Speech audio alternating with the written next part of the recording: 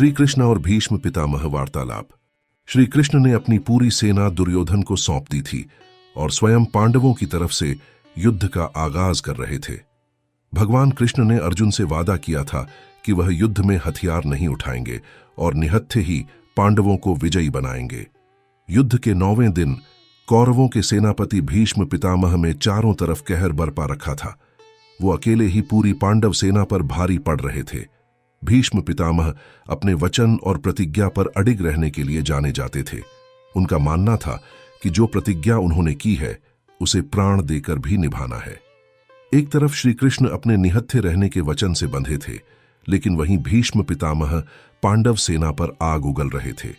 ऐसा लग रहा था मानो कुछ क्षण में ही भीष्म पांडवों को हरा देंगे। श्री कृष्ण शांतिपूर्वक सब कुछ देख रहे थे। वो जानते थे कि अर्जुन भीष्म का मुकाबला नहीं कर सकता, लेकिन उन्होंने अर्जुन से वादा किया था कि वह पांडवों को ही विजयी बनाएंगे। वहीं महाबलशाली भीष्म पांडवों का तहस नहस करने में लगे थे।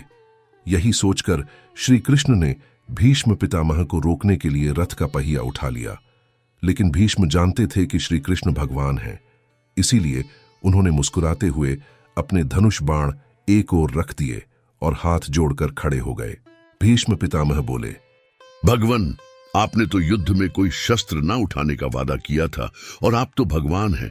आप अपना वादा कैसे तोड़ सकते हैं? श्री कृष्ण भगवान बोले, हे भीष्म, आप तो खुद ज्ञानी हैं। आप कभी अपना वचन या प्रतिज्ञा नहीं तोड़ते, इसीलिए आपका नाम भीष्म पड़ा। लेकिन शायद आप नहीं जानते कि धर्म और सत्य की रक्षा करना आपकी प्रतिज्ञा से ज़्यादा बढ़कर है।